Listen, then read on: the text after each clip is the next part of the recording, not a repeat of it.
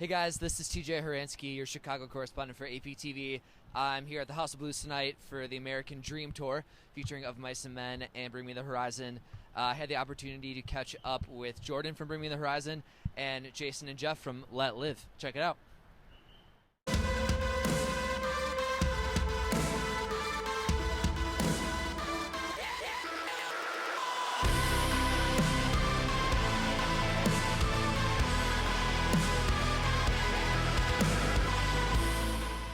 What's up, guys? This is TJ Horansky, your Chicago correspondent for APTV. We are here at the House of Blues tonight with Jordan Fish of Bring Me the Horizon. How's it going, man? Good, thanks. So you guys are about halfway through the American Dream Tour with Of Mice and Men. Pretty close, I think. Yeah, from judging by the flyer, with Of Mice and Men and Issues are also on this tour. Tell us a little bit how it's been going. Yeah, it's been really good. Crowds have been amazing.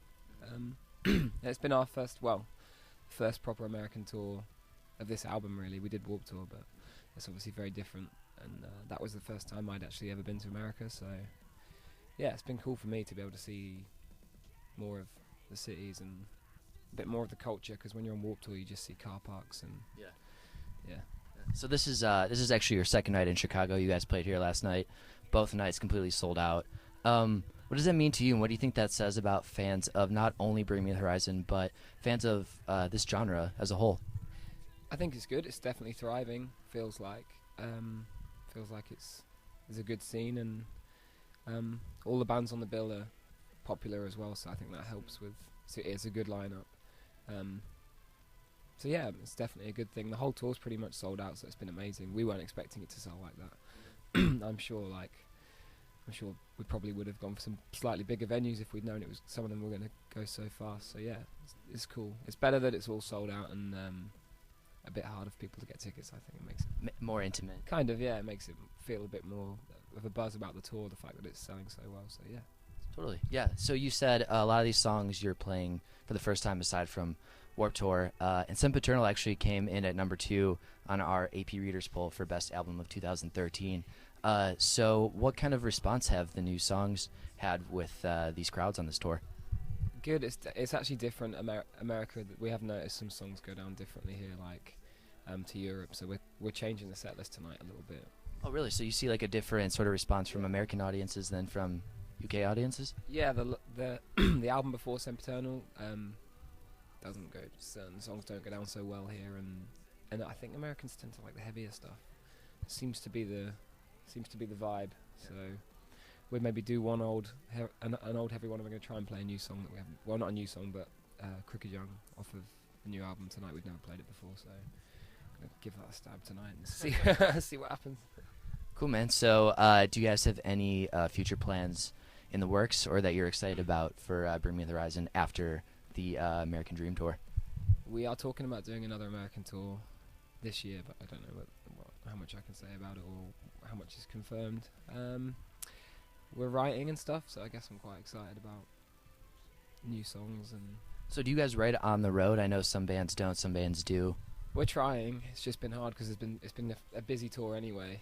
We don't get many days off, and there's 4 bands on the bill, so there doesn't tend to be much dressing room space, and because we've had some technical problems in the first few weeks we've been working against as well, then it's been hard to find time. But we do try and get ideas, but I think really we need to get them home, and then we'll kind of finalise them and stuff. But yeah, we've got some things we're working on that I'm quite excited about. So what are you thinking tonight? 2 falls, 3 falls on stage? I'm going to try not to fall over. My legs are completely fucked. Yeah. I've fallen over like 3 times on this tour, and after yesterday I slipped out of the bus. It doesn't look bad, but I landed like on a metal thing, and because it's not a scratch, it's just like an impact. Right. Really so that wasn't even on stage, that was just pure clumsy. Yeah, I fall over all the time. And it's been snowy and icy, so yeah. It's like a running joke with the crew and stuff that I'm a moron pretty much, so I always drop things or knock things over or lose stuff.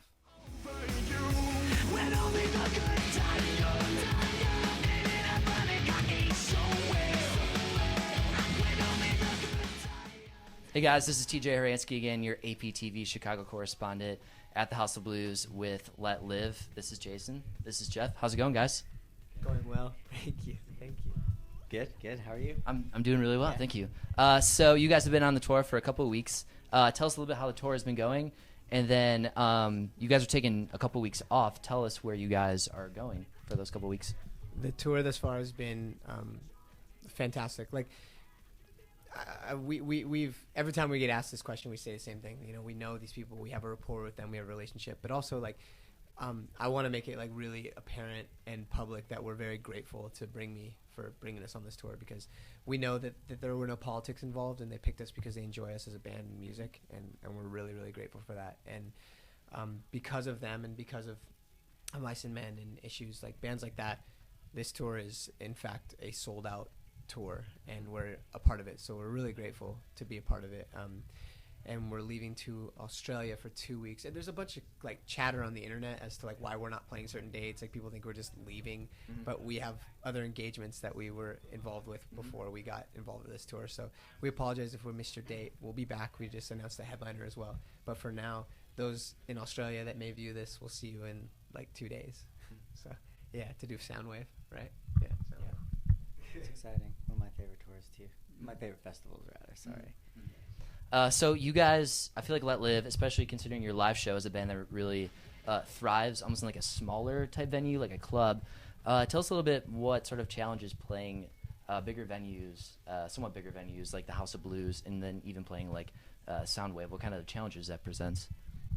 I don't know. I feel like I feel like as a band and as an artist, as an individual, and everyone, I think that we just don't ever tailor the show. We don't mean to seem violent. We're just enjoying ourselves. But yeah, man, I don't know. I'm not trying to sound like skirt around the question. I just don't see any challenges really. I think it's cool. I actually like having bigger venues because I can it's like a jungle gym. You know, you can like run around or you can just observe how many people actually might want to listen to your band for that night. It's pretty cool. Yeah. From not a frontman's perspective, is it any different for you playing guitar in a bigger venue or? No, I mean for him, he said it perfectly. It's kind of like it's a jungle gym. It's more things for him to do and more interesting things for me to watch when I'm playing. But I mean, every show is kind of treated the same. It's the same energy, same vibe, same feelings, same emotions, if you will. Yeah. I mean, yeah, regardless if we're playing in front of a couple thousand to a couple hundred to maybe 5. I mean, it's the same show. It's the same kind of attitude, I guess you want to say. So yeah, it's great. Cool. So I feel like Letlive is definitely a band with a message that goes beyond just like personal issues that everybody deals with, but I think you guys tackle a lot of like social issues and look at art as a transformative medium. When you play shows, do you sometimes worry that your message is a little lost on younger fans?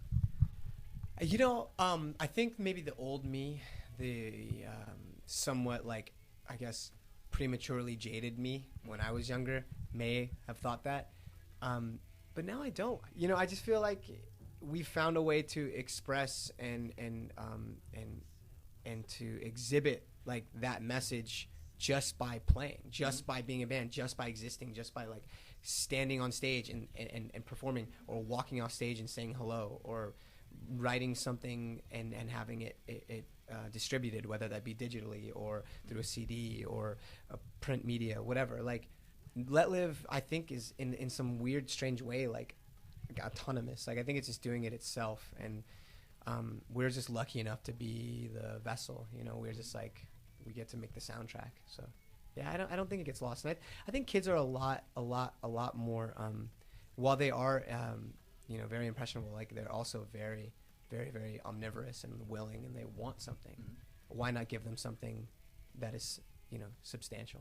So that's kind of where we're at with that. Cool. Yeah. Cool, man. So you guys are going to be meeting up again with Of Mice and Men and Bring Me the Horizon on South by So What. Do you guys have any other future Letlive plans that you're excited about? Yeah, we just announced a co-headliner with our friends in Architects. They're like one of the, as far as like this music and this genre goes, is like I think they're one of the most respectable bands doing it right now. And alongside them, we'll have our friends in Glass Cloud and I the Mighty all of which we have relationships with. And if I may, like, I said it in our little post on the internet too, but people always ask me, and I got a question last night too that was like really, like, it was curious to me. People keep asking me these questions like, why don't you tour with this band or that band or this band? And if I may tell you in a short summation, like, it's because not every band has the same schedule, or not every band wants to tour with Letlive, and vice versa. We're just trying to play music that people want to listen to. We're just trying to tour as much as we can, and sometimes things don't line up. And it's not that we're trying to negate anyone or disrespect anyone or do a disservice to anyone. We're just trying to play music, and we want to play it with our friends. And unfortunately, this is an industry where we have to follow some sort of regiment sometimes. So we're trying our best to appease everyone as well as ourselves, because I feel like we should also be happy with the things we do. So if that's all right with you guys, we'd really appreciate to see you on this headliner and any other show, headliner or support tour we do. Yeah.